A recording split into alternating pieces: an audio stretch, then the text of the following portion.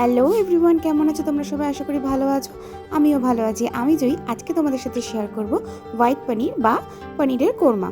তো তার জন্য পনিরটাকে আগে নুন মিষ্টি দিয়ে আর একটুখানি হলুদ দিয়ে ভালো করে মেখে নিয়েছি। আর পনিরগুলোকে আমি মিডিয়াম সাইজে কেটে নিয়েছি, তোমরা দেখতেই পাচ্ছ। বেশি বড় করেও না, বেশি ছোট করেও না।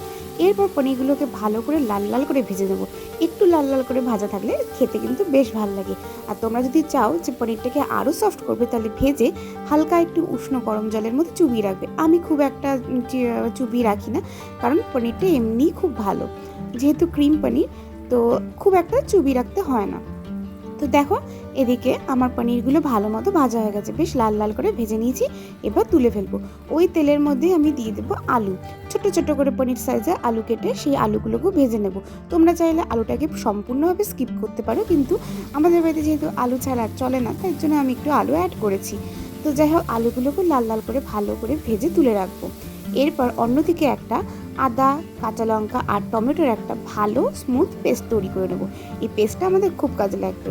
দেখো, আমি এখানে দিয়েছি 2 না 3টের মতো টমেটো, 1 ইঞ্চির মতো আদা আর 5-6টা কাঁচা লঙ্কা দিয়ে ভালো করে একটা স্মুথ পেস্ট তৈরি করে নিয়েছি। এরপর ওদিকে আলুগুলোকেও তুলে নিয়েছি, কারণ আলুগুলো তো ভাজা হয়ে গেছে। এরপর ওই তেলের মধ্যে দিয়ে দেবো 2টো তেজপাতা, 2টো শুকনো লঙ্কা। একটুখানি নাড়িয়ে চাড়িয়ে যখন ভালো মতো সুন্দর গন্ধ বেরোতে শুরু করে দেবে, তার মধ্যে আমরা টমেটোর পেস্টটা অ্যাড করে দেবো। টমেটোর পেস্টটা অ্যাড করে ভালো করে কষাতে থাকবো যতক্ষণ পর্যন্ত জিনিসটার থেকে তেল ছেড়ে না দিচ্ছে। টমেটোটা যতটা ভালো কষানো হবে, টেস্ট কিন্তু তত ভালো আসবে। এদিকে টমেটো কষতে থাকুক, আমরা চলো আরেকটা পেস্ট তৈরি করে নিই, মানে হোয়াইট পেস্ট। এদিকে আমি একটা বাটির মধ্যে জল দিয়ে কাজু, কিশমিশ, এদিকে সাদা তিল, একটুখানি পোস্ত আর একটুখানি চালমগজ দিয়ে ভালো করে ভিজিয়ে রেখেছিলাম। তারপর ওটাকে মিক্সিতে ভালো করে পেস্ট করে রেখেছি। এদিকে টমেটো আমাদের দেখো ভালো মতো কষে গেছে, তেল ছেড়ে দিয়েছে। এরপর এই সাদা হোয়াইট পেস্টটাকেও দিয়ে দেবো, আর সেই সঙ্গে দিয়ে দেবো মিক্সির ধোয়া জলটা, যাতে কিছু ওয়েস্ট না হয়। এরপর ভালো করে কষাতে থাকবো যতক্ষণ পর্যন্ত উপর থেকে তেল না ছেড়ে দেয়। আর উপর থেকে দিয়ে দেবো শুধু স্বাদ মতো নুন, স্বাদ মতো চিনি, একটু জিরে গুঁড়ো আর একটু ধনে গুঁড়ো। ব্যাস, এরপর ভালো মতো কষাতে থাকবো। আর একটু লঙ্কার গুঁড়ো দিতে ভুলো না, কারণ এটা একটু ঝাল ঝাল, একটু মিষ্টি মিষ্টি এরকম টেস্টের হবে। মশলাটাকে ভালো করে একটুখানি কষিয়ে নেবার পর তার মধ্যে দিয়ে দেবো ক্যাপসিকাম কুচি। ক্যাপসিকামটা দিলে কিন্তু ভীষণ সুন্দর একটা টেস্ট আসে। ক্যাপসিকামটা দিয়ে ভালো করে নাড়িয়ে চাড়িয়ে আরও ভালো করে কষিয়ে নেব, যাতে ক্যাপসিকামটা আস্তে আস্তে মজে আসে। মশলাটা দেখো অনেকটাই টেনে এসছে। এরপর একটুখানি জল দিয়ে আবারও একটুখানি ফুটিয়ে নেব, যাতে নিচে লেগে না যায়।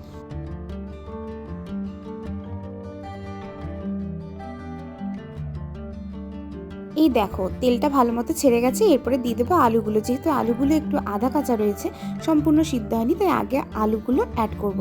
আর তোমরা যদি আলু না দাও, তাহলে একেবারে পনিরটাও অ্যাড করে দিতে পারো। আর হ্যাঁ, আস্তে আস্তে অল্প অল্প করে জল দেবে, যাতে বেশি গ্রেভিও না হয়ে যায়, আবার একদম টেনেও না যায়। দেখো, আমি এরপরে আবার একটুখানি কিছুটা জল অ্যাড করলাম। এবার এই জলের মধ্যে আমি আলুটাকে ভালো করে সিদ্ধ করে নেব।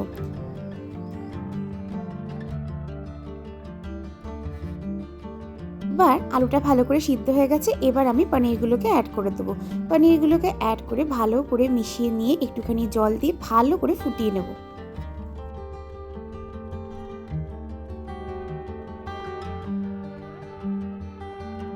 ভালো করে ফুটে গেলে তার উপরে কসুরি মেথি আর নামানোর আগে একটুখানি ঘি দিয়ে নামিয়ে ফেলবো।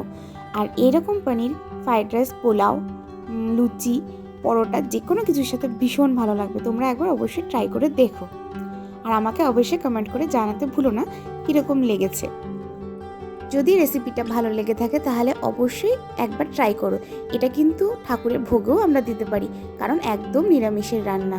তো চলো, আজকের জন্য টাটা। দেখা হচ্ছে নেক্সট ভিডিওতে। ততক্ষণ অবধি সবাই ভালো থেকো, সুস্থ থেকো। আর হ্যাঁ, চ্যানেলটা সাবস্ক্রাইব করতে ভুলো না। বাই।